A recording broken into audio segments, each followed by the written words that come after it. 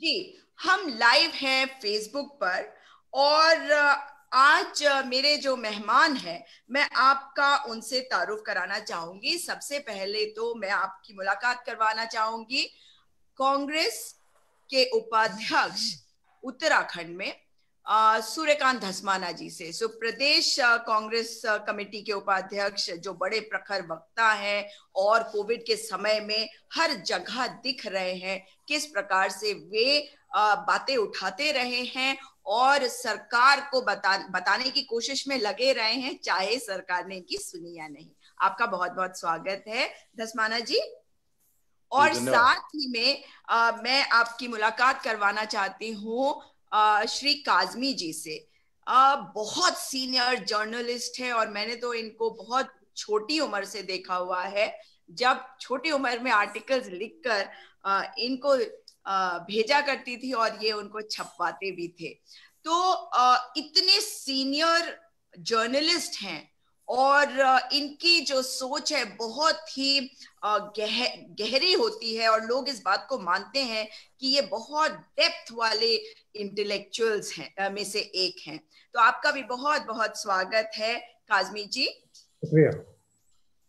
आज की जो चर्चा है उसकी शुरुआत करनी चाहूंगी। आज के एक टेलीविजन चैनल पर जो मैंने डिस्कशंस देखे, कल भी एक चैनल ने एक ई शिखर सम्मेलन की तरह कुछ किया, समिट, और आज भी किया। उसमें इन लोगों ने नेताओं को बुलाया। कल बहुत सारे नेताओं को बुलाया गया था उस चैनल के द्वारा।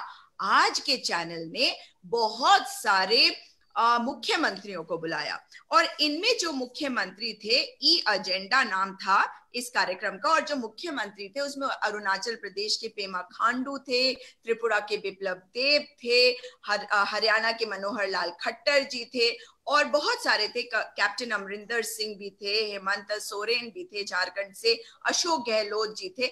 और ये तमाम जो नेता थे, ये केवल नेता नहीं, इनके ऊपर राज्यों की जिम्मेदारी है क्योंकि ये मुख्यमंत्री है। और आज जिस लड़ाई से हम लड़ रहे हैं वो लड़ाई है कोविड की। तो कोविड से लड़ने की इस लड़ाई में सबसे पहले इनके बारे में बात करी जाए, इन्होंने क्या कहा। उससे पहले आप लोगों से जानना चाहती हूँ कि आपको क्या लगता है कि चाइना के वुहान से शुरू हुई थी जो जो जो आक्रमण हम पर, मनुष्य प्रजाति पर, वो भारत आते आते ऐसा क्या हो गया कि वो केवल एक जगह पर जाकर सीमित सा हो गया। लगा कि वो सीमित हो गया, केंद्रित हो गया, और उसके बाद ऐसा बनाया गया कि वहीं से फैला है वो। और मैं बात कर रही हूं मरकज की। तो सबसे पहले आपसे जानना चाहूंगी धस्माना जी, आपका क्या विचार है इस पर। देखिए सुजाता, मैं पहले भी कई बार डिबेट में कह चुका हूं और मैं ये बहुत स्पष्ट कहता हूं, कोई इसमें कोई परहेज करने की बात नहीं है या कोई किसी प्रकार, क्योंकि ये केवल भारत में नहीं, ये पूरी दुनिया में इस समय मानव जाति के लिए एक बहुत बड़ा चैलेंज बना हुआ है, बहुत बड़ी चुनौती बनी हुई है। वो चुनौती इसलिए कह रहा हूं कि बहुत सारे वायरस आए इससे पहले और उन वायरस का से लोगों ने लड़ाई करी। वो वायरस अलग अलग जगहों पर उसने बहुत नुकसान किया, लेकिन इस पैमाने पर, इतने बड़े पैमाने पर पूरी दुनिया में एक साथ लगभग 4 महीनों के अंदर पूरी दुनिया को हिलाने वाला है पहला वायरस है। और इस वायरस का सबसे बड़ी दिक्कत यह है कि अभी तक इसका कोई वैक्सीन जो है वो विकसित नहीं हो पाया है। और इसका जो कैरेक्टर है, जो इसकी कैरेक्टरिस्टिक है, वो कैरेक्टरिस्टिक भी अभी तक ठीक तरीके से उसके बारे में एनालिसिस नहीं कर पाए हैं साइंटिस्ट और तमाम लोग जो लगे हैं इस मामले में। वो अभी तक इसकी एग्जैक्ट उसका ये क्या है, कैसा है, उसके बारे में नहीं अभी तक पूरी खोज कर पाए हैं। तो ऐसे में पूरे दुनिया में 4 महीने के अंदर इस वायरस ने जो तबाही मचाई है, ये आपका बड़ा वाजिब सवाल है कि ये जो वायरस है, इस वायरस का जो पूरी दुनिया में घूमा, ये यूरोपियन कंट्रीज में घूमा, ये अमेरिका में तबाही मचाए हुए है, ये जर्मन में तबाही मचाए हुए है, ये कई मुस्लिम कंट्रीज में इसने हमला किया, लेकिन ये भारत में आकर के कैसे संकीर्ण हो गया, जिस वायरस का कोई धर्म नहीं है, कोई जाति नहीं है, कोई रंग नहीं है, और वो जो ज्योग्राफिकल बाउंड्रीज है उसको भी नहीं मान रहा है। वो दुनिया में जहां भी जा रहा है वो आदमी के ऊपर आक्रमण कर रहा है, इंसान के ऊपर आक्रमण कर रहा है। हिंदुस्तान में क्या हो गया कि इसके ऊपर ऐसी चर्चा हो गई कि ऐसा लगता है कि इसका धर्म और मजहब से पहचान इसकी होने लगी। तो ये आपको मालूम है कि हिंदुस्तान में जब ये आया तो जनवरी के आखिरी समय, जिस समय 30 जनवरी को वुहान से 30 पहला जनवरी को, बिल्कुल। तो ये जब ये केस रिपोर्ट हुआ तो उसके बाद मैं समझता हूँ कि भारत में फरवरी के महीने में इसके बारे में ज्यादा बातचीत करनी शुरू हुई, लोगों ने बातचीत करी। और फरवरी 12 तारीख को राहुल गांधी ने ट्वीट किया कि कोरोना के बारे में वी आर नॉट सीरियस, और इससे हमको सतर्क होना चाहिए और इसकी तैयारी हमको करनी चाहिए। तो उसके बाद उनकी मजाक उड़ानी शुरू हुई, जैसे ट्रोल सेना है एक पूरी साइबर सेना, वो साइबर सेना उनके पीछे पड़ गई। और कई लोगों ने तो उनको सुझाव दिया कि आप अपनी नानी के यहाँ चले जाए। तो ये चलता रहा। उसके बाद नमस्ते ट्रंप हुआ। उसके बाद नमस्ते ट्रंप के बाद मध्य प्रदेश की सरकार के गिराने का पूरा प्रपंच तो लॉकडाउन शुरू होने से एक दिन पहले तक चलता रहा। 24 तारीख को लॉकडाउन हुआ और 23 तारीख को वहां पर शपथ हुई, और किस प्रकार से सोशल डिस्टेंसिंग का वहां पे धज्जियां उड़ी वो सब आपने देखा। लेकिन ये सारी बातें, और उसके बाद जब जनता कर्फ्यू हुआ, जनता कर्फ्यू के बाद लॉकडाउन शुरू हुआ। लॉकडाउन के बाद 29 तारीख की रात को जनाब हमारे एनएसएस साहब जाते हैं मरकज, और 30 तारीख से शुरू होता है वहां पर इवैक्यूएशन ऑफ तबलीगी जमातीज। और उसके बाद पूरे हिंदुस्तान के इलेक्ट्रॉनिक मीडिया ने और अगले दिन प्रिंट मीडिया ने उसको, कोरोना को जो है वो जमाती बना दिया, और ऐसा जमाती बनाया कि आज तक वो उसके ऊपर जो ठप्पा जमाती का लगा है, लोग ये नहीं समझ रहे हैं कि जहाज में भर भर के हजारों लोगों को तमाम उन देशों से जो इस वायरस से पीड़ित थे, जहां संक्रमित हो चुके थे, वो हिंदुस्तान लाया गया। और सबसे पहले वहां से आया, जहाजों में बैठ करके आया कोरोना। और जहाज में जब बैठ करके आया तो दिल्ली में और दिल्ली से बाहर पूरे तमाम जगहों पे, वो देश में अलग अलग जगहों पे गया, तो उसको लोग भूल गए। लेकिन 30 मार्च को जब मरकज, निजामुद्दीन मरकज में ये घटना हुई और उसके बाद वो उसका पूरा प्रचार हुआ, तो वो प्रचार तंत्र ने जो राहुल गांधी को गाली दे रहे थे, जो कह रहे थे इटली चले जाएं, अपनी नानी के यहाँ चले जाएं, वो सेना पूरी लग गई उस काम में कि जमाती बना दिया उसको। ये असली बात है। लेकिन उसके बाद जो पूरे डेवलपमेंट्स हुए 1-1.5 महीने में, जो इसकी सीरियसनेस थी, उस सीरियसनेस पे जब पूरे अंतर्राष्ट्रीय स्तर पे भी रिएक्शन हुआ कि हिंदुस्तान में क्या हो रहा है, WHO ने कहा कि आप इसको कॉमनलाइज करके आप नहीं लड़ सकते इससे, आपको इसको धर्म से, जाति से, मजहब से, बाउंड्रीज से अलग रखना पड़ेगा। और उसके बाद कई इस्लामिक कंट्रीज ने भी बड़ा रिएक्शन किया। तो उसके बाद एक ट्वीट आया, प्रधानमंत्री जी का एक बयान भी आया कि कोरोना न धर्म देखता है, न जाति देखता है, न भाषा देखता है, न रंग देखता है, वो सीमाएं भी नहीं देखता। ये प्रधानमंत्री जी ने कहा, अच्छी बात है, स्वागत योग्य है, बहुत देर में कहा, लेकिन कहा उन्होंने। और उसके बाद प्रधानमंत्री जी के बाद संघ प्रमुख ने भी कहा। लेकिन उसके बाद से लेकर के अब तक की जो घटनाक्रम है, एक विधायक ने, आपको मालूम है उत्तर प्रदेश के अंदर जिस प्रकार से आवाहन किया कि आप फला धर्म के लोगों से फल न खरीदें, सब्जी न खरीदें, उनको नोटिस हो गया। मैंने आपको परसों भी कहा था डिबेट में कि नोटिस तो प्रज्ञा को भी हुआ था, और किसी ने कहा था कि मैं मन से कभी उसको माफ नहीं कर पाऊंगा। तो प्रज्ञा का क्या हुआ? आज जब मैं मुख्यमंत्रियों की वो एजेंडा जो चल रहा था, उसमें मैंने बहुत सारे, केजरीवाल साहब को भी सुना, कैप्टन अमरिंदर सिंह जी को भी सुना, अपना संगमा जी को भी सुना, और खट्टर साहब को भी सुना, उत्तर प्रदेश के मुख्यमंत्री जी को भी सुना, अपने विद्वान 1008 श्री त्रिवेंद्र सिंह रावत जी, उनको भी सुना। उनको तो मैंने कल भी सुना। अब आप ये बताइए, ये इनका एजेंडा है। देखिए, गोविंदाचार्य ने एक बार अटल बिहारी वाजपेयी जी के बारे में कहा था कि ये चेहरा और है और मुखौटा अलग है। वो इनका परमानेंट एक मोडस ऑपरेंडी है कि इनका चेहरा अलग होता है और मुखौटा अलग होता है।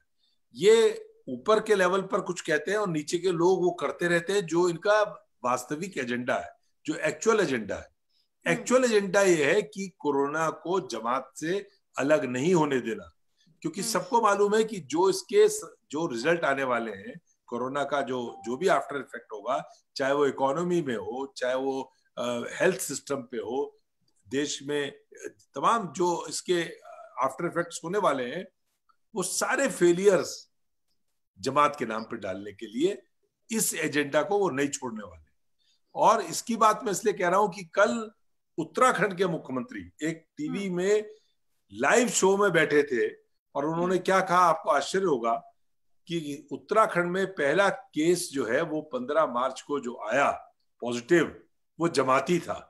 जी जी, इनकी बुद्धि में मुझे तरस आ रहा है, इनकी बुद्धि में तरस आ रहा है कि पहला केस 15 तारीख को जब आया तो 16 तारीख को मैं दून अस्पताल गया और वहां पे जो केस था वो आईएफएस ट्रेनी जो विदेश यात्रा करने के बाद आए थे और उनमें संक्रमण पाया गया था, वो वहां एडमिट थे। मैं तो खुद गया था और उसी मामले में मैं क्वारंटीन भी हुआ था।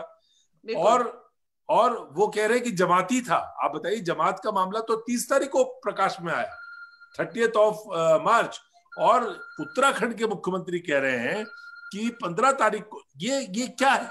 आज खट्टर साहब कह रहे हैं कि मेरे हरियाणा प्रदेश में जितनी समस्या है वो समस्या केवल जमातियों की वजह से है। वो रूपाणी वो कह रहे हैं, अहमदाबाद का वो आंकड़ा बता रहे हैं कि अहमदाबाद में तबाही मचा दी इन्होंने, जमातियों ने। सारा जो गुजरात में आज पूरा बिगड़ा है मामला, वो जमातियों की वजह से बिगड़ा है। तो ये बीजेपी का एजेंडा है, वो जमात को नहीं छोड़ेंगे, वो जमात को रटते रहेंगे। मेरी तो ये मांग है कि आज की तारीख में 37,000 शायद आंकड़ा पार हो चुका है, तो प्रधानमंत्री जी को चाहिए कि वंस फॉर ऑल सेटल हो जाए कि इन 37,000 में से कितने जमाती हैं। बिल्कुल, जमाती भी छोड़ दीजिए, आप उसको सीधा सीधा वर्टिकल डिवाइड कर दीजिए कि कितने हिंदू हैं और कितने मुसलमान हैं। अगर आपको इसको यही रंग देना है, अगर कोरोना से लड़ने की जगह आपका जो एजेंडा है वो हिंदू मुस्लिम ही है, तो आप बता दें भाई 37,000 में कितने हिंदू हैं, कितने मुसलमान हैं। मैं समझता हूं कि केजरीवाल ने एक बात कही, हालांकि उन्होंने प्रधानमंत्री जी को बचाया, उनकी मजबूरी है क्योंकि वो हैंडीकैप्ड है, विदाउट सेंट्रल गवर्नमेंट वो कुछ कर नहीं पाएंगे। तो उन्होंने बड़ी सफाई से काफी चीजें वो प्रधानमंत्री जी को बचाने वाली कही, लेकिन उन्होंने इस बात को फिर रिपीट किया कि कोरोना जो है, और ये बात सच है, ये बात कोई ऐसा नहीं कोई पॉलिटिकल स्टेटमेंट हो, ये बात सच है कि कोरोना से अगर लड़ना है तो पूरे देश को एक यूनिट की तरह लड़ना होगा। बिल्कुल, पूरे देश को, चाहे अलग अलग सरकारें हैं, अलग अलग पार्टियां हैं, अलग अलग पॉलिटिकल आउटफिट्स हैं, लेकिन पूरे देश को जब तक हम एक यूनिट होकर के नहीं लड़ेंगे, तब तक मैं समझता हूं कि कोरोना से जो जंग है वो हम जीत नहीं सकते। ये मेरा मानना। बिल्कुल। मैं आना चाहूंगी काजमी जी के पास। और काजमी जी, आपने सुना धस्माना जी ने जो बातें कही, आप इनसे कितने सहमत हैं? और ये जो कह रहे हैं अरविंद केजरीवाल जी के बारे में कि वे उन्हें बचाना चाह रहे हैं, तो इसको भी आप कैसे देखते हैं कि वे क्यों बचाना चाह रहे हैं? कि क्या वो केवल केंद्र सरकार पर निर्भर है या वो भारतीय जनता पार्टी की बी टीम भी है? और ये जो बात इन्होंने एक और कही थी कि ये पूरा का पूरा इनका एजेंडा है कि किस प्रकार से अर्थव्यवस्था वगैरह जो है उसकी जिम्मेदारी ये जमात पे डाल दे। पर ये उस जमात पे ये जिम्मेदारी कैसे डाल सकते हैं? अर्थव्यवस्था तो पूरे देश की जो है वो दांव पे लगी हुई है और पूरी दुनिया की अर्थव्यवस्था दांव पे लगी हुई है। दूसरी तरफ एक और चीज भी जोड़ना चाहूंगी कि आप देखिए कि खाड़ी देश जो है किस प्रकार से वे बार बार चर्चा कर रहे हैं और किस प्रकार से भारत की बदनामी करने की कोशिश कर रहे हैं। मैं कोशिश इसलिए कह रही हूँ क्योंकि अगर आप देखें कि ये संयुक्त खाड़ी देशों के मुस्लिम देश जो है उनका एक संयुक्त जो ऑर्गेनाइजेशन है, संगठन है, उन्होंने पहले तो कभी कुछ नहीं कहा, कभी नहीं कहा कि भाई टेररिज्म जो है वो पाकिस्तान स्पॉन्सर करता है, ये सारी बातें तब तो कही नहीं। अब आके ये कह रहे हैं कि हमारे देश में लोगों के जो कम्युनलाइज किया जा रहा है या एक समुदाय विशेष को टारगेट किया जा रहा है। और इसका मैं ये भी जोड़ना चाहूंगी कि हमारे मिनिस्ट्री ऑफ एक्सटर्नल अफेयर्स के प्रवक्ता ने ये बात कही है कि ये हमें बदनाम करने की एक साजिश है। तो आपको क्या लगता है? सुजाता, ऐसा है कि जहां तक कम्युनलाइजेशन का सवाल है, कोरोना, ये फैक्ट है कि जनवरी के महीने में कोरोना आ चुका था भारतवर्ष में, और काफी उस पर चर्चा हो रही थी। और फरवरी के महीने में, जैसे दसमाना साहब ने भी कहा कि ट्रम्प साहब का प्रोग्राम हुआ और बहुत से लोग आए बाहर से गुजरात में, तब भी केसेस आते जा रहे थे, और हमारी सरकार ने कहने के लिए कहा कि साहब हम एयरपोर्ट्स पे चेकिंग कर रहे हैं, हम एयरपोर्ट पे चेक कर रहे हैं। लेकिन जो अगर आप उस टाइम की भी ग्राउंड रिपोर्ट्स पढ़ेंगी तो आपको लगेगा कि लोग वैसे ही निकलते जा रहे थे, हजारों लोग निकल गए जो कि बाद में कोरोना से संक्रमित पाए गए। फिर मार्च के महीने में 13 मार्च तक जो हेल्थ मिनिस्ट्री के स्पोक्स पर्सन है वो कह रहे हैं कि साहब कोई घबराने की जरूरत नहीं है इंडिया में। और उसी टाइम ये जमात का सम्मेलन चल रहा था। मैं जमात का स्पोक्स पर्सन नहीं हूं और ना ही मैं उन्हें कोई क्लीन चिट दे रहा हूं। उनकी जो अकाउंटेबिलिटी है वो अपनी जगह है, लेकिन एक ऐसे पेंडेमिक को, ऐसे वायरस को जो कि ना मजहब देखता है ना बाउंड्रीज देखता है, पूरी ह्यूमैनिटी के लिए है, उसे एकदम 30 तारीख के बाद मुस्लिम बना देना इंडिया में, बहुत ही कमाल की चीज है। ये इंडिया में हो सकता है ये, और ये पार्ट ऑफ एजेंडा है। जो दसमाना साहब अभी कह रहे थे, जो बीजेपी और संघ परिवार है, उनका जो एजेंडा है, उनका जो प्रोपेगेंडा मशीन है, वो पिछले 15-20 सालों में इतनी स्ट्रांग हो गई है और उनका मीडिया में कंप्लीट वर्चस्व हो गया है। जो वो प्रोपेगेंडा करना चाहते हैं, चाहे वो राहुल गांधी के खिलाफ रहा हो, आपने देखा, फिर 2015 के बाद अरविंद केजरीवाल के बाद भी आपने अरविंद केजरीवाल का भी जिक्र किया, उनके पीछे भी बड़ी बुरी तरह ट्रोल आर्मी लग गई थी हर चीज में। तो मतलब वो इतना स्ट्रांग है। और सबसे इंटरेस्टिंग जो बात है, आप इस कोरोना वायरस से तो जंग जीत सकते हैं, जीत जाएंगे, जिसकी मुझे उम्मीद है। लेकिन ये जो कम्युनल वायरस हमारे कंट्री की सोशल फैब्रिक को हार्म कर रहा है, इसे रिपेयर करना बहुत मुश्किल हो जाएगा। क्योंकि देखिए, कम्युनलिज्म की एक हिस्ट्री है इंडिया में। फिर पार्टीशन है, पार्टीशन के बाद की भी हिस्ट्री है। और पिछले 20-25 सालों में जिस तरह से संघ परिवार मुस्लिम विलिफिकेशन करके आगे बढ़ा है, मेजॉरिटेरियनिज्म को बढ़ावा दिया है उन्होंने, और उससे पॉलिटिकल गेन्स हुए हैं उन्हें, तो वो इसे छोड़ने वाले नहीं है। वो तो आपको ये क्यों लग रहा है कि जो जैसा धसमाना जी अभी कह रहे थे कि ये इसके ऊपर ब्लेम डालेंगे, ये ब्लेम डालने के लिए, मैं वही आपको बताना चाह रहा हूं ना कि वो उन्हें कोई एक विलियन चाहिए। जैसे आपने वर्ल्ड वॉर 2 से पहले देखा होगा, ज्यूज के खिलाफ जर्मनी में नाजीज हर चीज के लिए उन्हें ब्लेम करते थे, हर चीज के लिए। महंगाई है तो ज्यूज की वजह से है, बेरोजगारी है तो ज्यूज की वजह से है। अब जो मैं सिचुएशन देख रहा हूं, जिस तरह विलिफिकेशन किया जा रहा है कम्युनिटी का पूरी, उससे ये लगता है कि अपने पॉलिटिकल गेन्स के लिए अब हालत ये हो गई है कि जहां आप रहती हो और जहां मैं रहता हूं, मैं उस जगह का नाम ले लूंगा, अनरिटन कोड है कि मुस्लिम सब्जी वालों को अपनी अपनी कॉलोनीज में नहीं आने देना। अगर आप उनसे पूछने जाएंगी, वो obviously they will deny this. लेकिन ये एक फैक्ट है, ये एक सच्चाई है। और सोशल फैब्रिक तार तार हो चुका है पिछले 15 साल में। ये तो मैं आपको अपने पर्सनल एक्सपीरियंस से भी बता रहा हूँ, बिलोंगिंग टू मुस्लिम कम्युनिटी में आपको बता सकता हूँ।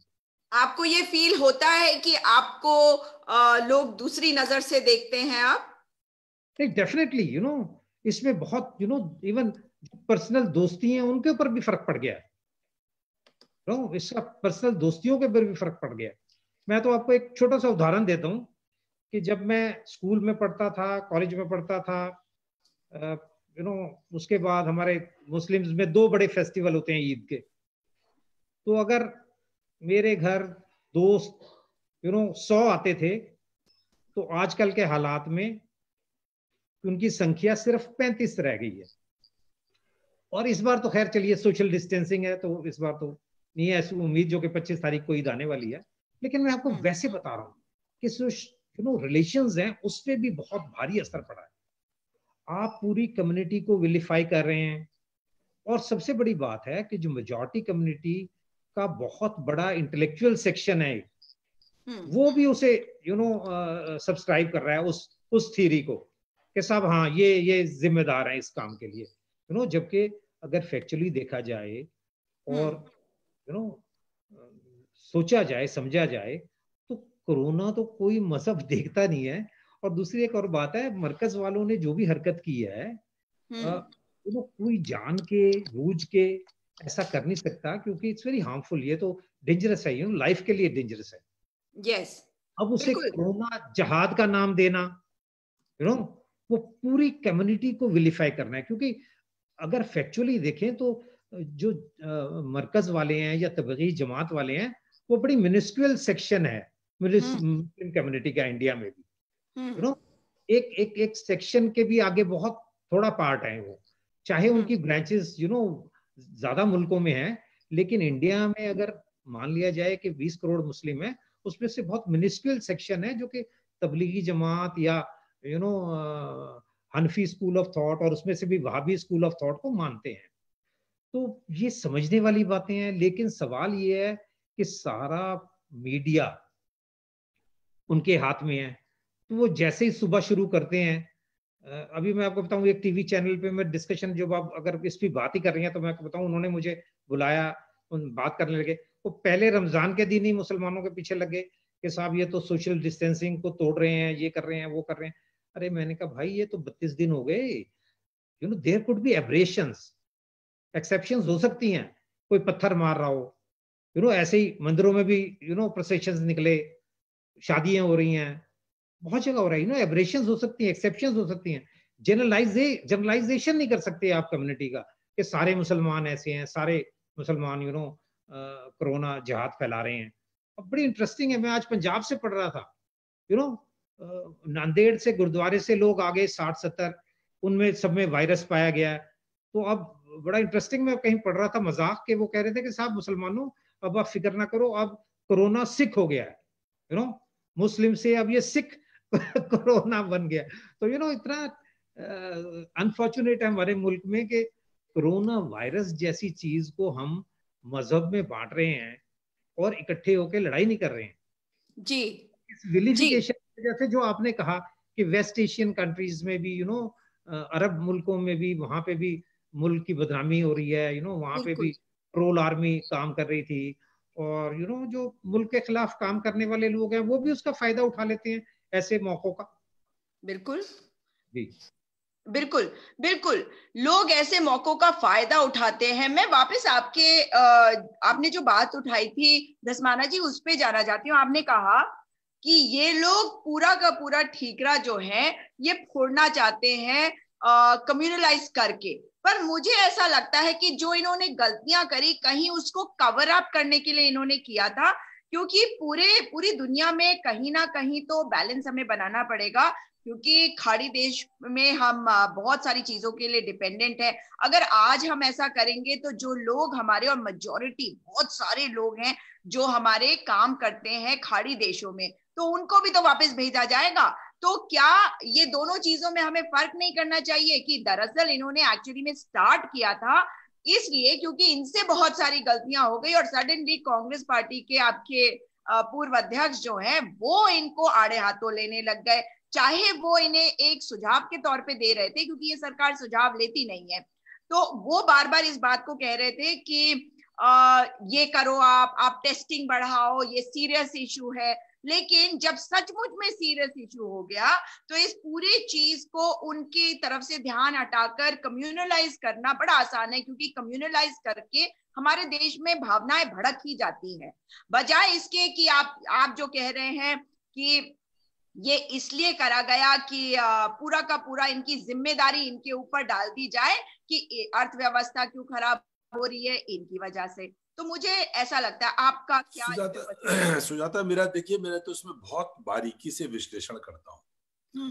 असल में क्या है कि मोदी साहब तो नोबेल प्राइज की रेस में भी हैं, उनको नोबेल प्राइज भी चाहिए दुनिया में, और उनके शेखों से और तमाम जो मुस्लिम कंट्रीज हैं उनके जो वहाँ का मोनार्क्स हैं उनसे, वहाँ के तमाम जो रूलर्स हैं उनसे उनके बड़े अच्छे संबंध हैं। ऐसा नहीं, सऊदी से लेकर के तमाम इस्लामिक कंट्रीज हैं जिनसे उन्होंने बड़े अच्छे रिश्ते डेवलप किए।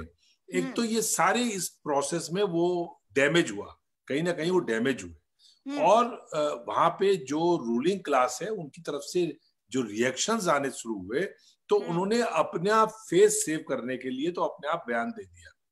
लेकिन मैं कह रहा हूं कि पार्ट ऑफ एजेंडा है, क्योंकि आज जब प्रधानमंत्री जी ने बयान दिया कि कोरोना का कोई धर्म नहीं है, कोई मजहब नहीं है, कोई जात नहीं है, कोई बाउंड्रीज नहीं है, मुझे अच्छा लगा। मुझे लगा कि भाई प्रधानमंत्री जी ने बात कही तो अब उनको फॉलो करेंगे। लेकिन एक विधायक का जो जिस प्रकार से वीडियो वायरल हुआ, अब आप ये बताइए ना, उसको नोटिस क्यों दिया? आपको तो सैक कर देना चाहिए था उसको आपको पार्टी से बाहर कर देना चाहिए था। अगर आपने जो स्टेटमेंट दिया था, प्राइम मिनिस्टर ने एक स्टेटमेंट दिया और उस स्टेटमेंट के कंट्राडिक्शन में उनकी पार्टी का एक इलेक्टेड एमएलए अगर इस प्रकार की गैर जिम्मेदाराना बात कर रहा है तो उसके खिलाफ कार्रवाई कर देनी चाहिए थी। नोटिस तो आपने प्रज्ञा को भी दिया था, मैंने कहा ना आपको, प्रज्ञा का क्या हुआ? तो ये पार्ट ऑफ एजेंडा है, उन्होंने बोल दिया, मोहन भागवत जी ने आके बोल दिया। अब उन्होंने कहा कल कोई बात होगी तो कहेंगे साहब हमने तो ये बात कह दी थी। लेकिन आज जिस प्रकार से खट्टर साहब ने बोला हो, योगी जी ने बोला हो, या इनके त्रिवेंद्र सिंह रावत जी ने बोला हो, या रूपाणी साहब, मुझे रूपाणी को सुनकर के हैरत हुई कि वो ट्रंप, नमस्ते ट्रंप का जिक्र नहीं कर रहे। ट्रंप साहब के साथ 6000 लोग आए, उसका कोई जिक्र नहीं है। इतने अमेरिकन आए, उस समय तो पूरा पीक में आ चुका था कोरोना, और कोरोना आने के बाद जिस प्रकार से वहां पर इतने लाखों लोग इकट्ठा करके नमस्ते ट्रंप हुआ, तो क्या आप समझते हैं कि उस समय सोशल डिस्टेंसिंग का कोई कहीं किसी प्रकार से पालन हुआ होगा? तो आज रूपाणी जिस तरह से बोल रहे थे, खट्टर जिस तरह से बोल रहे थे, त्रिवेंद्र रावत जी ने तो गजब ही कर दिया। मतलब अगर पूरी दुनिया में इससे या तो मूर्खता कहूंगा मैं, और या जानबूझ करके नोटोरियस पना है आपका, कि आप एक लाइव शो में टेलीविजन के बोल रहे हैं कि 15 मार्च को जो पहला केस उत्तराखंड में रिपोर्ट हुआ, ही वाज अ जमाती। क्या शब्द है आपका ये? जमाती मतलब बोलना ऐसा लगता है जमाती बोल रहे हैं। देखिए, मैं काजमी साहब ने कहा वो मुस्लिम है, तो उन्होंने पहले स्पष्ट कर दिया कि मैं उनकी एडवोकेसी नहीं कर रहा हूं, ना मैं उनका प्रवक्ता हूं। मैं भी नहीं हूं प्रवक्ता। निश्चित तौर पे अगर आज सबसे बड़ा सवाल तो ये है कि उन जमातियों का जो सरगना है वो मौलाना साद है, और मौलाना साद गिरफ्तार आज की तारीख तक क्यों नहीं हुआ? अगर इतना बड़ा अपराध हो गया था, अगर खट्टर, रूपाणी, त्रिवेंद्र रावत, सारे के सारे, योगी जी, सब ये मान रहे हैं कि सारा देश के अंदर कोरोना जो आया है वो जमातियों की वजह से आया है, तो जमातियों का जो सरगना है वो गिरफ्तार क्यों नहीं हुआ? ये बड़ा सवाल है कि नहीं है? तो इसलिए मैंने कहा कि it is part of agenda, they will keep it alive. वो कभी उसको टोन डाउन कर देंगे, कभी टोन अप कर देंगे, लेकिन ये पार्ट ऑफ एजेंडा रहेगा। जैसे ही लगेगा, देखिए जैसे ही लाखों लाखों मजदूर सड़कों पे आए और ये हुआ कि लॉकडाउन तो फेल हो गया, लॉकडाउन कहाँ रहा? पूरे देश के अलग अलग राज्य, वो दिल्ली को टेलीविजन ने दिखाया क्योंकि दिल्ली राजधानी है, लेकिन देश के अलग अलग राज्यों से लोग हजारों किलोमीटर पैदल चलने के लिए सड़कों पर आ गए। सूरत में क्या हुआ? सूरत में तो एक बार नहीं, 2 बार नहीं, कम से कम आधा दर्जन बार लोग बाहर आ गए, अलग अलग राज्यों की जो वहां पर लेबर थी। सूरत को बहुत ज्यादा हाईलाइट नहीं किया गया, लेकिन दिल्ली का जो मामला था उसके बाद जो कवर अप करना था, ये सारी जो फेलियर्स थे, जो बिना तैयारी के लॉकडाउन था। देखिए, मैं आज एक बहुत अच्छा ट्वीट किसी का पढ़ रहा था, उन्होंने कहा कितना दूरदर्शी नेता को इनकी जो ट्रोल आर्मी है उसने बिल्कुल इस तरह से कर दिया कि इररिलेवेंट कर दिया। जितनी बातें राहुल गांधी ने कही, मैंने आपसे आज कह रहा हूं, उन्होंने कहा कि कोरोना से स्ट्रेटेजिकली लड़ना है, तो इनकी ट्रोल आर्मी ने स्ट्रेटेजी शब्द पकड़ लिया और बड़ी अच्छी बात कही कि एक इंटेलेक्चुअल वर्ग भी जो मेजोरिटी कम्युनिटी का है, हमारी कम्युनिटी का है, वो इनकी जो वाहियात बातें होती हैं उसके पीछे खड़ा होकर के समर्थन करता है उसका, केवल इसलिए कि पॉइजनिंग इस लेवल की है। अब आप ये बताइए ना, साइंटिस्ट के सेमिनार्स में प्रधानमंत्री जी ने नाली से पाइप लगा करके गैस का चूल्हा जला दिया था और लोग ताली बजा रहे थे। वहां पे इंटेलेक्चुअल्स बैठे थे, साइंटिस्ट बैठे थे। एक इतने बड़े ट्रैक्टर के ट्यूब में गोबर गैस भर करके और खेत में ले जा करके वहां पर ट्यूबवेल चला दिया था और लोग ताली बजा रहे थे। वो बात सही है कि एक इनकी सारी वाहियात बातों को सपोर्ट करने के लिए जो एक इंटेलेक्चुअल वो है पूरा डिपार्टमेंट, वो साथ खड़ा हो जाता है, जिससे कि लोग ये ना कहें कि भाई क्या बेवकूफी की बात कर रहे हैं। आज जो हालात है, टेस्टिंग की बात है, पूरी दुनिया मान रही है कि कोरोना का अगर कोई सबसे ज्यादा अगर कोई मुकाबला कर सकता है तो इट इज टेस्टिंग होनी चाहिए। अब आपकी सारी किट, जिस दिन किट का मामला डिस्कस हो रहा था चैनल्स में, जो रैपिड टेस्ट किट आई थे, रैपिड टेस्ट किट 225 रुपए का आया और 600 रुपए का यहाँ खरीदा गया, उसका घोटाला अलग और वो जो घटिया आया उसका अलग। वो जब डिस्कशन होने थे पूरे चैनल्स में, उस दिन अर्णब गोस्वामी जी डिस्कस हो रहे थे, उस दिन सोनिया गांधी के ऊपर जिस प्रकार का अटैक किया वो डिस्कस हो रहा था। बिल्कुल, तो आप मेरी बात मान रहे हैं ना कि ये बेसिकली जो है ध्यान भटकाने के लिए किया जा रहा है, यही बात तो मैं कह रही हूँ। आपको क्या लगता है काजमी जी? मुझे ऐसा क्यों लगता है कि ये ध्यान भटकाने की जो बातें हैं ये हो रही हैं और हम कहीं ना कहीं ये चाहते हैं कि देश की जनता जो है इस बात को समझे, क्योंकि इसके रेपरकशंस आज नहीं कल दिखेंगे और बहुत खराब रेपरकशंस दिख सकते हैं। ये जरूरी है कि हम समझे कि कोविड-19 हो, सार्स हो, मर्स हो, कोई भी बीमारी हो, आज की तारीख में अगर देखें, निमोनिया हो, कैंसर हो, कोई भी किसी को भी बीमारी हो सकती है। लेकिन अगर बीमारी किसी को होती है तो क्या दोष देना सही है? ऐसे तो अगर जैसे HIV एड्स के जमाने में होता था कि किसी को HIV एड्स हो गया तो उसका बहिष्कार हो जाता था। अब देखिए कि एक छोटा सा फ्लू है, खाली यही तो है कि ज्यादा स्ट्रॉन्ग स्ट्रेन है, ज्यादा खतरनाक है पिछले वाले कोरोना वायरस से, और इसका भी इलाज नहीं आया। लेकिन ये कोई उस तरीके की बीमारी नहीं है। लेकिन देखिए मन में नफरतें किस प्रकार से पैदा कर दी गई हैं। तो आपको क्या लगता है कि ये जो मन में नफरतें पैदा हो रही है देश में, इसको हम कैसे मिटा सकते हैं? क्यों किया गया ये? देखिए, क्यों किया गया इसके बारे में तो मैंने आपको इससे पहले बताया कि इसके पीछे बड़ी सोची समझी पॉलिटिकल थॉट है जो कि बहुत पुरानी है, 100 साल पुरानी है उनकी। अगर आप उनकी फिलॉसफीज, उनके पुराने नेताओं की पढ़ेंगी तो आपको पता चल जाएगा कि क्यों विलिफिकेशन कर रहे हैं ये, पर्टिकुलरली माइनॉरिटीज का क्यों कर रहे हैं, और सबसे बड़ी माइनॉरिटी जो मुस्लिम्स हैं उनका क्यों कर रहे हैं, फॉर पॉलिटिकल गेन्स कर रहे हैं। लेकिन मैं आपको उससे आगे जाके बता रहा हूँ कि कम्युनल वायरस तो बहुत बड़ी प्रॉब्लम रहेगी, लेकिन उससे बड़ी प्रॉब्लम जो कोविड-19 से लड़ने की है हमारी, हम उसकी तरफ कोई सीरियसनेस नहीं दिखा रहे हैं। जैसे कई मुल्क हैं जिन्होंने बहुत अच्छा किया है, साउथ कोरिया है तो बहुत अच्छा किया, टेस्टिंग के ऊपर उन्होंने फोकस किया, ज्यादा से ज्यादा टेस्ट, समझे, ताकि आइडेंटिफाई हो जाएं लोग, पहले ही आइडेंटिफाई हो जाएं, 3rd स्टेज 4th स्टेज जाने से पहले आइडेंटिफाई हो जाएं लोग। तो हमें उसकी तरफ सोचना चाहिए। हमारे पास रिसोर्सेज कम है, हमारा बड़ा मुल्क है, बड़ी पॉपुलेशन है हमारी, तो हमें सबसे पहले इसकी तरफ ध्यान देना चाहिए कि इसका कैसे हल निकाला जाए। और जो कम्युनल वायरस है वो तो उसमें माइनॉरिटीज, कम्युनिटीज का भी रोल है, लेकिन मेरा ये मानना है कि जो मेजॉरिटी कम्युनिटी के इंटेलेक्चुअल्स हैं, उनका आज के दिन बहुत बड़ा रोल है कि वो इस पॉलिटिसाइजेशन को समझें। सबसे बड़ी बात है कि वो इसे समझें और उसे देखें कि ये सिर्फ वोट बैंक पॉलिटिक्स जिसकी वो बात करते थे आज से 25 साल पहले, संघ परिवार, वोट बैंक पॉलिटिक्स कांग्रेस को कहते थे, वो आजकल अपने वोट बैंक पॉलिटिक्स के लिए एक कम्युनिटी को विलिफाई कर रहे हैं।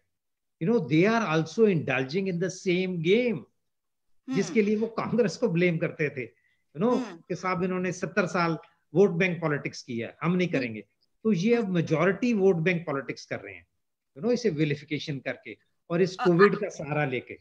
जबकि एक डेमोक्रेसी में ये तो जिम्मेदारी होती है मेजॉरिटी पर कि वो माइनॉरिटी का ख्याल करे, क्योंकि देखिए जब चुनाव होते हैं, मैं आम जनता को भी ये बताना चाहती हूँ कि आम जनता इस बात को समझे कि जब चुनाव होते हैं और हम सरकार को चुनते हैं तो सरकार उसी की बनती है जिसको ज्यादा लोगों ने वोट दिया होता है, तो वो मेजॉरिटी में आते हैं। तो इसमें हिंदू, मुस्लिम, सिख, ईसाई नहीं होता, और जो कम वोट होते हैं जो दिए जाते हैं, कम वोट वाले जो हैं वो हार जाते हैं। मगर जिम्मेदारी सरकार की ना केवल वो लोग होते हैं जिन्होंने उन्हें जिताया होता है, इसका मतलब 10 में से अगर 7 मतलब लेट्स से 6 लोगों ने उनको जिताया और 4 लोगों ने उनको वोट नहीं दिया, तो 4 लोगों के प्रति उनकी जिम्मेदारी ज्यादा होती है, क्योंकि ये खतरा तो होता ही है कि भाई जिसने वोट नहीं दिया वो टारगेट पे होगा। लेकिन ऐसा कभी देश में नहीं हुआ। आज जो माहौल है देश में वो बड़ा खतरनाक सा है। आज मैं वापस अब आना चाहूंगी उन मुख्यमंत्रियों के ऊपर जिनसे आज बातचीत करी गई एक टेलीविजन चैनल पर और कल भी करी गई। तो मैं आप लोगों को बता दूं कि आज पेमा खांडू, बिप्लब देब, इन लोगों ने बड़ी अच्छी बातें करी। इनके जो आदर्श हैं वो प्रधानमंत्री जी हैं, इन्होंने बताया भी। मनोहर लाल खट्टर जी, जिनके बारे में धस्माना जी अभी कह रहे थे, मैं उनके बारे में जरूर जिक्र करना चाहूंगी। उन्होंने 2 कारण बताए। एक कारण तो बताया कि जमात, ये तबलीगी, ऐसे बोल रहे थे वो कि ये तबलीगी जो है इन्होंने बढ़ा दिए केसेस बहुत ज्यादा। 135 जो है वो तबलीगी थे, तो 135 अगर तबलीगी थे तो 355 या 56 जितने भी उनके यहाँ केसेस है उसमें से मात्र 135 ही तो तबलीगी थे। और दूसरी तरफ उन्होंने दोष लगाया दिल्ली के लोगों को, क्योंकि उनके जो बॉर्डर के इलाके हैं दिल्ली से सटे हुए, वो कह रहे हैं कि वहां से जो लोग आ रहे हैं, करीबन 40 लोग जो संक्रमित हैं वो दिल्ली का बॉर्डर क्रॉस करके आए। लेकिन ज्यादा बड़ा दोष उन्होंने दिया ये तबलीगी वालों को। तो ये बड़े दुख की बात थी कि जिस प्रकार से उन्होंने बात करी। और मैं फिर दोहराऊंगी कि मोहन भागवत जी जो अध्यक्ष, जो इनके सबसे बड़े इनके संगठन में हैं, और मैं बड़ा बोल रही हूं, मैं उनके पोस्ट के बारे में नहीं बात करना चाहती, आज कहना चाहती हूँ कि मोहन भागवत सबसे शीर्ष व्यक्ति हैं आरएसएस के, और उन्होंने कहा कि कोरोना वायरस को, कोविड-19 को जो धर्म का रंग नहीं दिया जाना चाहिए। हमारे प्रधानमंत्री जी ने भी ये कहा है कि कोविड-19 को कम्युनलाइज ना किया जाए। और जेपी नड्डा जी ने तो, जैसा कि अभी धस्माना जी ने कहा, कि बात करी थी उत्तर प्रदेश के भारतीय जनता पार्टी के अध्यक्ष से, और एक जो वहां के विधायक है देवरिया के, उनको शोकॉज किया गया कि 1 हफ्ते में वे जवाब दे। धस्माना जी को उम्मीद कम है क्योंकि प्रज्ञा ठाकुर जो है उनके ऊपर कोई कार्रवाई नहीं करी गई, परंतु मैं उम्मीद करती हूं अपने प्रधानमंत्री जी से कि वे कार्रवाई अवश्य करवाएंगे, और जेपी नड्डा जी के ऊपर भी मैं भरोसा करती हूं जब तक वे ऐसा ना करें। तो ना केवल इन्होंने ऐसा किया, परंतु एक और व्यक्ति है जिन्होंने बड़ा अजीबोगरीब बयान दिया। पर अजीबोगरीब बयान देने वाले के पहले ये भी बोल दूं, अरविंद केजरीवाल जी के बारे में आपने बात कही थी, तो अरविंद केजरीवाल जी ने एक बड़ी समझदारी की बात करी और उन्होंने कहा कि हमें सीखने की जरूरत है। हम हर देश से सीख रहे हैं और सबके एक्सपीरियंस से हम सीख रहे हैं। और साथ में उन्होंने कहा कि हमें हेल्थ सेक्टर में बहुत काम करने की आवश्यकता है। देखिए किस प्रकार से दिल्ली की सरकार ने कदम उठाया कि प्लाज्मा थेरेपी का इस्तेमाल करा जाए। भाई उन्हें किसने सलाह दी होगी? डॉक्टरों ने सलाह दी होगी ना। फिर उन्होंने उन पर भरोसा दिखाया होगा और उन्होंने आज बताया कि पहला मरीज जो था वो प्लाज्मा थेरेपी से ठीक हो गया। पूरी दुनिया में प्लाज्मा थेरेपी को मतलब उस पर रिसर्च की जा रही है, उसका इस्तेमाल भी किया जा रहा है। मगर देखिए जी, तो पहली मैं जिनकी बात कर रही थी वो है हरियाणा के मुख्यमंत्री मनोहर सिंह खट्टर के, और उसके बाद मैं बात करना चाहूंगी अपने माननीय आदरणीय मुख्यमंत्री जी त्रिवेंद्र सिंह रावत जी के बारे में। उनका कमाल देखिए कि उन्होंने क्या कह दिया। उन्होंने कह दिया कि जो पहला केस यहाँ पे उत्तराखंड में आया वो तबलीगी लेके आए। मतलब ये इतना बड़ा झूठ नेशनल चैनल्स पे वे बोल रहे हैं। और केवल आज नहीं कहा उन्होंने, कल भी ये कहा था। क्या ये शर्मनाक नहीं है? क्या मुख्यमंत्री जी को सामने आके माफी नहीं मांगनी चाहिए कि उन्होंने इतना बड़ा दोष मढ़ दिया एक समुदाय के ऊपर, जबकि पूरा उत्तराखंड जानता है, पूरा उत्तराखंड आज वे घर में बैठे हैं, परंतु उत्तराखंड के लोग जो हैं वो लॉकडाउन का पालन किस प्रकार से कर रहे हैं, अनुशासित ढंग से। वे सामने नहीं आ रहे, वे बातचीत जनता से नहीं कर रहे हैं, वे केवल बातचीत कर रहे हैं तो टेलीविजन चैनल से। और अधिकतर उनके अपने फेसबुक पेज पे आप देखेंगे तो ये टेलीविजन चैनल्स नेशनल चैनल्स हैं। शायद उन्हें पहली बार ये मौका मिल गया कि नेशनल चैनल्स उनका भी इंटरव्यू लेने लगे हैं इस प्रकार से। भाई खाली हैं, उनसे बातचीत करने को ये चैनल्स आगे आ रहे हैं, वो एकदम तैयार हो जाते हैं। परंतु जब हम सब जानते हैं कि देहरादून के पहले 3 केसेस वो आईएफएस ऑफिसर्स थे, इंडियन फॉरेस्ट सर्विसेज के, जो स्पेन से वापस आए थे, वो कोरोना संक्रमित थे। और जैसा कि धस्माना जी ने कहा कि जब इन्हें पता चला था कि किस प्रकार से उनको रखा गया है दून अस्पताल में, तो ये गए थे वहां की स्थिति का जायजा लेने। तो मैं जानना चाहती हूं कि मुख्यमंत्री जी को आप कैसे घेरेंगे, क्योंकि आप विपक्ष में हैं। आप यानी कि मैं धस्माना जी से बात कर रही हूँ। निश्चित तौर पे देखिए, मैंने तो आज भी कहा और कल भी मैं प्रेस से इस बारे में बात करना चाह रहा हूं। मैं तो उनसे सार्वजनिक रूप से इस बात के लिए माफी मांगने के लिए कहूंगा। पार्टी कहेगी, नवप्रभा जी ने कहा है इस बात को, आज प्रीतम सिंह जी ने भी कहा है इस बात को, और हम भी कहेंगे कि मुख्यमंत्री जी को इतना बड़ा सफेद झूठ, 2 बातें हैं। या तो उनका स्तर, बौद्धिक स्तर इतना, मतलब इतने इल इन्फॉर्म्ड है वो, उनको इतनी सूचनाएं नहीं है कि प्रदेश के अंदर पहला कोविड-19 का पेशेंट पॉजिटिव कब रिपोर्ट हुआ था, या तो जानते नहीं है, और या जानबूझ करके उन्होंने शैतानी करी है। 2 में से एक बात है, तो दोनों में से एक बात तो स्वीकार करें। अगर उनको नहीं मालूम था तो माफी मांग ली कि भाई मेरे से गलती हो गई, और अगर जानबूझ करके उन्होंने शैतानी करी है तो इसके लिए भी मैं समझता हूं कि वो माफी योग्य बात नहीं है। क्योंकि आप एक ऐसी जानकारी को राष्ट्रीय स्तर के चैनल्स पे, वैसे तो कोविड-19 बोलने में उन्हें कई दिन लग गए, कोरोना बोलने में ही उनको कई दिन लग गए, बेचारे बोल ही नहीं पाए। और अभी तो उनका एक मेंबर ऑफ पार्लियामेंट कोरोना 99 बोल रहा था, अभी मेंबर ऑफ पार्लियामेंट है। मैंने नहीं सुना, इसके बारे में लोगों को बता दीजिए। वो वीडियो भेज दूंगा। हमारे मित्र हैं, मेरे छोटे भाई हैं, परम मित्र हैं मेरे, तीरथ सिंह जी, जो प्रदेश भाजपा के अध्यक्ष भी रहे और इस समय सांसद है पौड़ी के। वो एक जगह बोल रहे हैं कि कोरोना 99, अच्छा। कोरोना 99, हाँ। और भारत की आबादी 25-30 करोड़ का देश है भारत, ऐसा भी बोल रहे हैं। असल में कई लोग इनके प्रधानमंत्री जी की नकल उतारते हैं, 125 करोड़, आजकल 132 करोड़ बोलना शुरू कर दिया, 125 करोड़ की जगह। तो वो बेचारे, कल मैं उनका एक वीडियो देख रहा था जिसमें 25-30 करोड़ का भारत है और कोरोना 99 ने जो तबाही मचाई हुई है उसके बारे में वो चर्चा कर रहे थे। ये बौद्धिक स्तर है।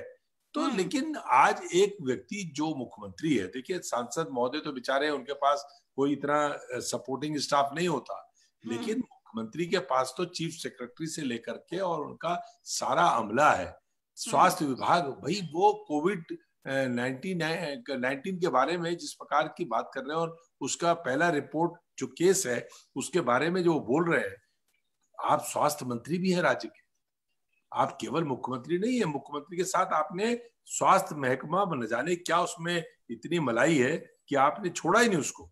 आप उसके भी मंत्री हैं। और आप, एक बात मैं और बता रहा हूं आपको कि ये इससे बड़ी आश्चर्यजनक बात कोई नहीं हो सकती कि इतनी बड़ी महामारी, इतना बड़ा पूरे दुनिया में जिसने हिला रखा, आज की तारीख तक our chief minister, who is also the health minister of the state, he has not visited a single corona dedicated hospital. स्वास्थ्य मंत्री हैं, इतना डर लेकिन ये लगा। तो आपसे भी नहीं मिले थे। नहीं, हमसे तो इसलिए नहीं मिले थे कि हम लेके गए थे 25,000 लोगों का ब्यौरा। अब 25,000 लोगों का जब ब्यौरा लेके गए थे तो हम पूछते कि भाई ये लोग कैसे आएंगे, क्या इसकी व्यवस्था होगी, तो जवाबदेही से वो कतराते हैं, वो बचते हैं। तो इसलिए उन्होंने वो बहाना बना दिया कि साहब 2 आइए 3 आइए। आपको पता होना चाहिए उसी दिन वो 6 लोगों से यूकेडी के मिले जिन्होंने उनको एक चेक दिया। कल आप आज का एक अखबार उठाएं, राष्ट्रीय अखबार, जिसमें मेयर साहब उनको चेक दे रहे हैं, 3 लोग उनके साथ खड़े हैं बिल्कुल सटे हुए और उनसे वो चेक ले रहे हैं। तब कोई सोशल डिस्टेंसिंग का मतलब नहीं है। चेक लेने वाला तो गले मिलकर के भी चेक दे दे तो चेक लेने को तैयार है। लेकिन हम चेक लेके नहीं गए थे, हम 25,000 लोगों की सूचना लेके गए थे जो बाद में हमने चीफ सेक्रेटरी साहब को दी। ये जो आपने बात कही, जो उन्होंने ये गलत बयानी करी है, इसके लिए मैं समझता हूं कि उनको स्पष्टीकरण देना चाहिए, साफ करना चाहिए इस बात को। उन चैनल्स को बुला करके कहना चाहिए कि भाई मेरा स्लिप ऑफ टंग हो गया। बहुत बार होता है उनका। उन्होंने तो गाय के मुंह से ऑक्सीजन भी छुड़वाई थी। नहीं तो ये स्लिप ऑफ टंग आपने कैसे कह दिया? ये तो गाय के मुंह से ऑक्सीजन निकलता है, ये तो ये बिलीव करते हैं। तो मैं तो ये नहीं मानती कि ये स्लिप ऑफ टंग है। आप उन्हें बेनिफिट ऑफ डाउट क्यों देते हैं धस्माना जी? नहीं, मैं इसलिए दे रहा हूँ बेनिफिट ऑफ डाउट। वो हमारे राज्य के माननीय मुख्यमंत्री है, तो हम उनको एकदम रिजेक्ट नहीं कर सकते। उनकी जो बौद्धिक क्षमताएं हैं, हम ये नहीं कह सकते कि उनकी बौद्धिक क्षमताओं पे इतना ज्यादा अविश्वास नहीं कर सकते, कुछ ना कुछ समझ करके। क्योंकि आपको याद होगा एक बार 3 मिनिस्टर इनके यहाँ भी नहीं बने। प्रकाश पंत जी के जाने के बाद 3 हो गए, पहले 2 थे। तो इनके राष्ट्रीय अध्यक्ष आए थे और उनसे पत्रकारों ने पूछा कि साहब ये 2 वैकेंसी कब भरी जाएंगी? तो उन्होंने कहा जब योग्य लोग मिल जाएंगे तो भरी जाएंगी। अभी तक योग्य लोग नहीं मिले। वो तो अच्छा हुआ कांग्रेस से 4-5 चले गए थे, 10 चले गए थे, तो 5 मंत्री हमारे कोटे के बने हुए हैं। वरना आप जो हालात इस समय प्रदेश की है, आप उसकी कल्पना कर सकते हैं। बिल्कुल बिल्कुल। मैं कासमी जी आपसे जानना चाहती हूँ, इसी विषय पर आपकी टिप्पणी जानना चाहती हूँ। हमारे मुख्यमंत्री जी अगर ये कह रहे हैं कि 15 तारीख को हमारे यहाँ पहला केस आया, तो इसका मतलब है उन्हें मालूम था कि ये केस आए। दूसरी बात, वे राज्य के मुख्यमंत्री हैं, तो उनको ये मालूम है कि ये पहले केसेस जो हैं उन IFS ऑफिसर्स के, इंडियन फॉरेस्ट सर्विसेज के ऑफिसर्स के हैं जो स्पेन से लौटे थे और संक्रमित थे कोरोना वायरस से। आप मुझे बताइए कि क्या आप भी सहमत हैं धस्माना जी से कि जी वो उनका स्लिप ऑफ टंग था? मैं तो नहीं मानती हूँ। मुझे ऐसा क्यों लगता है कि उन्हें ये प्रूव करना है कि शायद अपने शीर्ष नेताओं को ये दिखाना है कि ये कम्युनलाइज कैसे करें हम इशू। देखिए ऐसा है सुजाता कि मैं नहीं मानता कि स्लिप ऑफ टंग है। इससे पहले आपने भी और धस्माना साहब ने भी बताया कि कई मुख्यमंत्री, जिसमें मनोहर लाल खट्टर साहब, हमारे मुख्यमंत्री साहब, गुजरात के मुख्यमंत्री, ये सब लोग जमातियों को रिस्पॉन्सिबल मांग रहे हैं कोविड फैलाने के लिए इंडिया में। तो देखिए ऐसा है कि अगर आप इन सब लोगों की बैकग्राउंड में जाएंगी तो ये सारे के सारे संघ के प्रचारक रह चुके हैं, RSS से हैं। They are not from BJP. Exactly, ये RSS से हैं। और अभी आप थोड़ी देर पहले मुझे बता रही थी कि RSS प्रमुख ने अभी बयान दिया कि कुछ लोगों की गलती की वजह से पूरी कम्युनिटी को विलिफाई नहीं करना चाहिए। गलत है, प्राइम मिनिस्टर ने भी कहा। तो मैं ये कहना चाह रहा हूं कि ये डबल स्पीक के मास्टर हैं। इन्होंने पूरे 70 साल महात्मा गांधी को अपोज करते हैं। आपको पता है, हर फोरम, हर जगह वर्ड ऑफ माउथ, कांग्रेस को, महात्मा गांधी को, और उन्हीं की सबसे ज्यादा फूल चढ़ाते हैं उनके चरणों में 2 अक्टूबर को, और स्वीयर करते हैं कि साहब हम तो गांधीइज्म को मानते हैं, गांधीयन थॉट को मानते हैं। लेकिन प्रैक्टिकली क्या है कि वो विलिफिकेशन बंद नहीं होता, अगर आप उनके सोशल मीडिया सुबह चेक करें तो 50 आपको ऐसी पोस्ट मिलेंगी जो कि महात्मा गांधी, मुस्लिम्स, कांग्रेस, सोनिया गांधी, नेहरू परिवार, उस सब के खिलाफ होती है। वो कहां से ओरिजिनेट हो रही हैं सबको पता है। वैसे आप कह रहे हैं कि साहब नहीं, हम तो गांधीयन थॉट के हम तो सबसे बड़ा आज के दिन अलम बरदार हैं आज के दिन। नहीं, ये तो बहुत क्लियरली एक झूठ है, क्योंकि अगर गांधी जी के ये सचमुच में इतने गांधी जी को मानते तो क्या ये गोडसे को मान सकते थे? How is that possible? I mean like common sense. जो आप बात कर रही हैं कि उधर एक तरफ आरएसएस प्रमुख कह रहे हैं कि विलिफाई ना कीजिए, और चीफ मिनिस्टर कई स्टेट्स के एक जैसी स्टेटमेंट दे रहे हैं कि साहब जमातियों ने फैला दिया, जमातियों ने मार दिया। तो मतलब उनकी तो और करनी में बहुत फर्क है।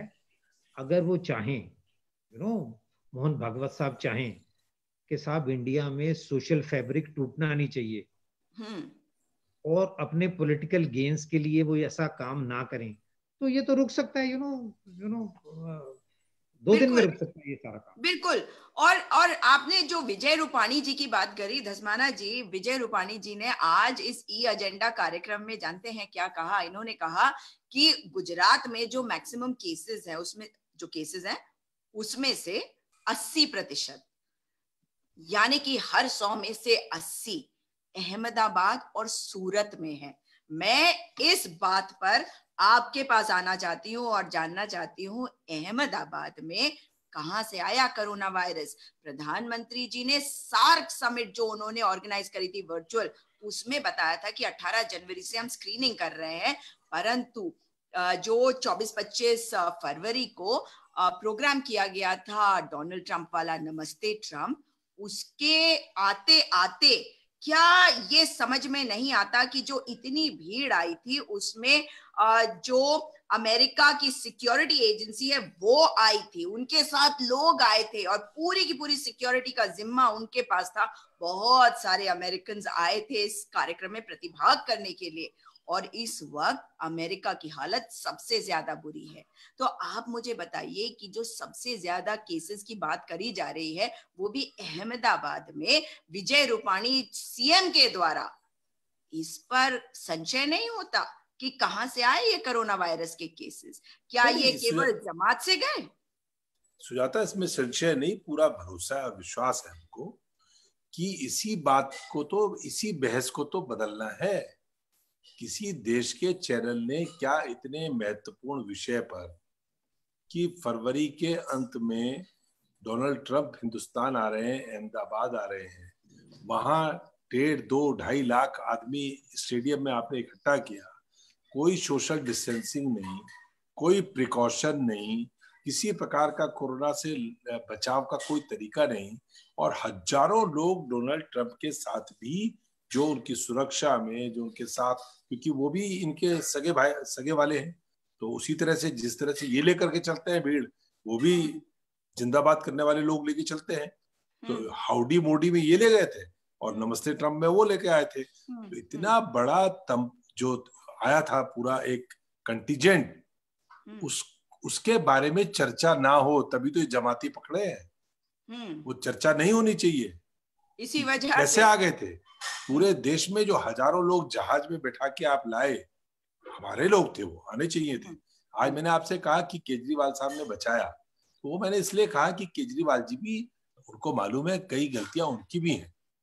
उनकी सरकार थी दिल्ली में, और सरकार रहते हुए अगर 13 तारीख से और 28-29 तारीख तक अगर तबलीगी जमात के लोग अगर इतना बड़ा वहां पर इकट्ठे उन्होंने कर रखा था मरकज में, तो क्या दिल्ली की सरकार को मालूम नहीं था?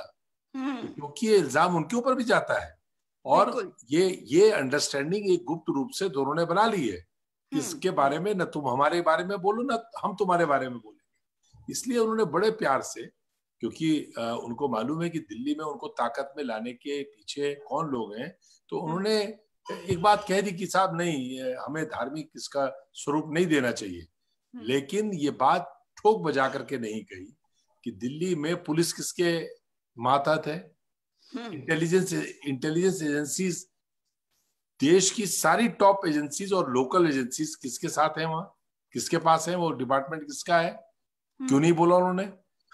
दीवार लगी हुई है मरकज की थाने के साथ, निजामुद्दीन मरकज और थाने की जो दीवारें लगी हुई है, क्या वह मालूम नहीं था? उन्होंने क्यों नहीं बोला ये बात कि जितने विदेशी आए वो विदेशी पासपोर्ट से आए होंगे, वीजा से आए होंगे, तो उनको लाने की जिम्मेदारी किनकी थी, उनकी स्क्रीनिंग की जिम्मेदारी किनकी थी, उनके बारे में वो इन्फेक्टेड है कि नहीं है वो जानने की जिम्मेदारी किसकी थी? ये सारी बातें जो थी उन्होंने बड़ी सफाई से, अच्छा लग रहा था, सूदिंग बोल रहे थे, केजरीवाल को ऐसा बोलता हुआ कम देखा है हमने, लेकिन वो बड़े प्यार से उन्होंने, नहीं साहब इस समय तो पूरा देश एक यूनिट की, निश्चित तौर पे, लेकिन अगर कहीं गलत हो रहा है, हम भी तो कह रहे हैं कि पूरे देश को एक यूनिट की तरह लड़ना चाहिए, तो आप क्यों कह रहे हो कि सब्जी मत खरीदो इनसे, आप क्यों कह रहे हो फल मत खरीदो इनसे, आप क्यों कह रहे हो कि मोहल्लों में घुसने मत दो, आप क्यों कह रहे हो? आपको पता है, आपको बड़ा आश्चर्य हो जाएगा इस बात का, मैं ऐसी बात बता रहा हूं, कौन सा नाई कौन से धर्म का है इसकी लिस्ट बन रही है थानों में। थानों में, पुलिस थानों में, आपके पूरे डालनवाला में जो नाई हैं, कौन सा नाई कौन से धर्म का है इसकी लिस्ट बन रही है, आप तो जरा पता कर लें। ये तो मैं आपको बता रहा हूँ, असंवैधानिक है। और जो गेटेड कॉलोनीज हैं जिनमें गेट में पहरेदार बैठा हुआ है, उसको जो, क्योंकि अधिकांश जो कॉलोनीज है, मुसलमानों के तो मोहल्ले हैं, उनकी तो बस्तियां हैं, लेकिन जो कॉलोनीज हैं, और कॉलोनीज में अगर 100 घर हैं, 100 में 2 मुस्लिम घर हैं, तो गेटेड कॉलोनी में बाकायदा गेटकीपर को बताया जा रहा है कि सब्जी वाला कौन आ पाएगा, फल वाला कौन सा आएगा। ये जो एक पूरे समाज में आप लकीर खींच रहे हैं, कितना खतरनाक काम कर रहे हैं, केवल इसलिए कि आपको राजनीतिक लाभ हो रहा है, केवल इसलिए कि आपको वोट का लाभ हो रहा है, तो आप पूरे देश को बांट रहे हैं धार्मिक आधार पे। ये देश के लिए खतरनाक है, और अभी ये समझ में नहीं आ रहा है, लेकिन ये बहुत बड़ी एक परेशानी का सबब पूरे देश के लिए बनने जाएगा। ये मैं आपको कहना चाहता हूँ, कोरोना को इन्होंने जिस तरह से लड़ना चाहिए था, वो सारी, बहुत सारे चीफ मिनिस्टर्स ने आज बात करी, बड़े अच्छी बातें करी, नॉर्थ ईस्ट के भी थे लोग जो बीजेपी के साथ गठबंधन की सरकारें चला रहे हैं, लेकिन उन्होंने कहीं ऐसी बात नहीं करी। लेकिन जितने आप देखेंगे ये हिंदी बेल्ट के लोग हैं या गुजरात के चीफ मिनिस्टर थे, जिस प्रकार की उन्होंने बात कही, तो वो जो मैंने आपसे पहले शुरुआत में कहा कि इनका ये पार्ट ऑफ एजेंडा है, और इनको कोई मतलब नहीं है इंसानियत खत्म हो जाए, इनको कोई मतलब नहीं है। आज भी तो हमारे 2 सैनिक मरे हैं, 2 सैनिक हमारे आज भी शहीद हुए हैं उड़ी में 2 सैनिक शहीद हुए हैं हमारे। आज आप उसके बारे में चर्चा नहीं करेंगे, लेकिन अगर इलेक्शन कहीं होता तो आप आज इसके बारे में पूरा तमाशा मचा देते। आज क्या हालत मुल्क की उन्होंने कर दी है। तो इसलिए ये केवल दिखाने के दांत और है, खाने के दांत और है। मोदी जी कहेंगे बिल्कुल नहीं करो, भागवत साहब कहेंगे बिल्कुल मत करो, लेकिन जो इनका काडर है, इन्होंने बड़ी अच्छी बात काजमी साहब ने कही, वो बात मैं कहना भूल गया था कि जितने इनके चीफ मिनिस्टर जो आज बोले हैं, वो सारे जो हैं वो भाजपा में गए हैं, वो ओरिजिनली जो है बेसिकली वो आरएसएस के लोग हैं, और वो बोलते हैं जो सुबह 5 बजे एजेंडा तय होता है, 6 बजे पीटी में बताया जाता है, और उसके बाद अब तो सोशल मीडिया है, उसके बाद सारा वो पूरा दिन भर वही चलता रहता है, पूरा सेट होता है एजेंडा कि आज ये बोलना है, आज ऐसा हमला करना है, आज इस प्रकार से ट्रोल करना है, ये सारा काम चलता है। ये बड़े दुख की बात है, और समय का बहुत अभाव है। तो आखिर में काजमी जी, आपसे इसी पर आपकी आखिरी टिप्पणी भी चाहूंगी। आपका क्या कहना है विजय रूपाणी जी के इस वक्तव्य पे जो उन्होंने किया? और क्योंकि अब हमारे को पता है कि ये बात जो उन्होंने करी है, ये उन्होंने टारगेट भले ही करने को करा है, लेकिन ये भी बिल्कुल साफ है कि वहां पे अहमदाबाद में नमस्ते ट्रंप का कार्यक्रम किया गया। देखिए सुजाता, ऐसे है कि ये इस पे हम काफी डिस्कशन कर चुके हैं। बड़ा अनफॉर्चुनेट है ये, इस मुल्क के लिए। और इसके जो लॉन्ग टर्म कॉन्सिक्वेंसेस हैं बड़े खतरनाक होंगे। इतनी बड़ी कम्युनिटी को वेरीफाई करना, उन्हें अलग थलग करना, किसी भी मुल्क के लिए, अगर कोई परिवार में एक आदमी भी नाराज हो जाता है तो उस परिवार की जड़ें हिल जाती हैं। आप तो इतनी बड़ी कम्युनिटी को वेरीफाई करके उन्हें बिल्कुल अलग थलग करना चाह रहे हैं, जो कि मुझे लगता है कि नेशनल इंटरेस्ट में नहीं है। जबकि ये जो लोग हैं जो अपने आप को सबसे बड़ा राष्ट्रीय भक्त और देशभक्त मानते हैं, उन्हें ऐसा काम नहीं करना चाहिए। मैं ये उम्मीद करूंगा कि जैसे आरएसएस चीफ ने कहा, तो प्राइम मिनिस्टर ने भी कहा, तो वो अपने वर्ड्स पे कायम रहेंगे और वैसा काम भी करेंगे। ऐसा वो नीचे ग्राउंड लेवल तक भी पहुंचाएंगे, जिससे भारत में सौहार्द बना रहे और हमारी जो फाइट है कोरोना वायरस से, वो इफेक्टिवली लड़ी जा सके और उसे हम जीत पाए। और उससे भी बड़ी जो लड़ाई है वो कम्युनल वायरस की है, जो कि आगे हमें लड़नी है। बिल्कुल, जो लड़ाई असली है वो लड़ाई हमें लड़नी है, और वो है कोरोना वायरस से। बहुत सारे ऐसे लोग हैं जो चीजों को इधर से उधर कर रहे हैं, लोगों को गुमराह करा जा रहा है। मेरा सभी से निवेदन है कि आप लोग गुमराह मत होइए, क्योंकि हम सब भारतीय हैं, हम सब एक है, हम सब का लहू एक है, हम सब एक ही प्रजाति से आते हैं, हम मनुष्य हैं और हमारे अंदर मनुष्यता रहनी चाहिए। आप सभी का आज इस फेसबुक लाइव पे जुड़ने के लिए बहुत बहुत धन्यवाद, और जल्द आपसे दोबारा मैं जुड़ूंगी और मुद्दों के साथ। नमस्कार। Thank you.